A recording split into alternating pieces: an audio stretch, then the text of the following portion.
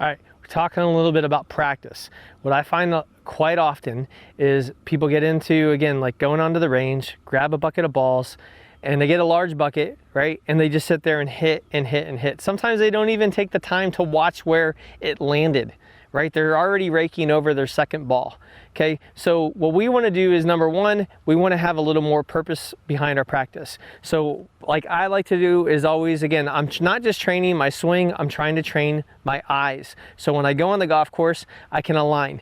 I personally always find myself aiming to the right, so I always have a rod down on the ground. If we walk down the range at a tour event, every single guy is going to have a rod down on the ground when they're practicing. You walk down the range for a bunch of amateurs, no one does. Why does that make sense? I don't know. So number one, we want to start with trying to create an environment that I'm going to be able to use and try to transfer over to the golf course. So that's number one. Number two, don't always do block practice. Block practice is usually when I'm repeating the same motion over and over and over again, which is very unlike golf. I usually don't hit the same club twice in a row unless I maybe hit it into the hazard or out of bounds. So what I want to try to do is I want to try to create a little bit more randomness in my practice. So how can we do that? Well, number one, I can change my target, right? Now, if I have an alignment stick down on the ground, it's going to take a little bit more time to do that. The other thing is I can change my club. So I can go from my driver to an iron to a wedge, kind of play a little bit more like golf, right? So not just hitting the same club over and over again. If I was doing it that way, again, Tiger and Hogan actually used to do that. They would start with their driver and they would play the first couple holes in their mind where they would go through, hit a shot, and then they would go through what they would think would be the next club to hit. The other part is I can actually hit random shots with the same golf club. Right? Well, why would that be important, Mike? Well, again, I hit my 7-iron, like let's say 170, 165. What happens if I'm in the trees off the tee and I got to hit a 120-yard punch shot?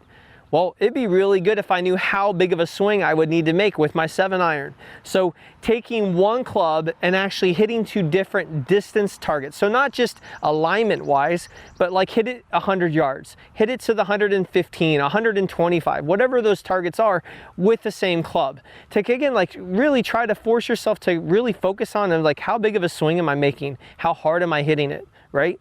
That's actually really good practice. Again, like something you're going to be able to use and pull from when you go onto the golf course, especially you hit a little wayward offline and you got to punch it out. But really making sure that you're going through and we're randomizing practice. The last thing that I would try to do is I would try to put some purpose behind my practice, right? So when you walk out to the range, what am I going to work on today? Right? Am I going to work on again, like most people are just working on their swing, right? Well, I'm going to work on my wedge game. And what in particular I'm going to work on is I'm going to work on how accurate my wedges are, right? So I'm going to pick my targets, 100 yards, 50 yards, and I'm going to really track how close it is to the target.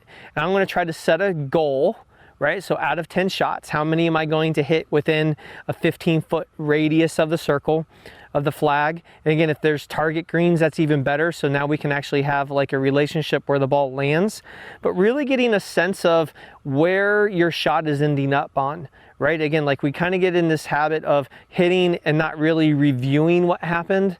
We're kind of just going off whether it was good or bad, okay? I want to try to make it where there's actually something that I'm tracking. I'm trying to keep myself accountable. And the next time I come out, I can actually try to even better and one-up myself on that. Again, try to set a goal and you go through and you track it and you write it down, keep yourself accountable, put it in your phone, whatever you got to do.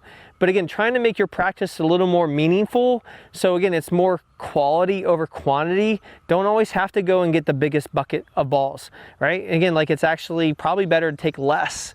You know, a really good player is going to hit probably, I don't know, maybe 20, 30, 40 balls in an hour and a half. Because again, especially if they're trying to learn a new skill, they're really rehearsing that skill. They're not just trying to act on the ball. So really think about how you approach your practice. Try to approach it with more of a purpose and not just walk out and trying to hit golf balls. Again, that's not really going to translate for you onto the golf course.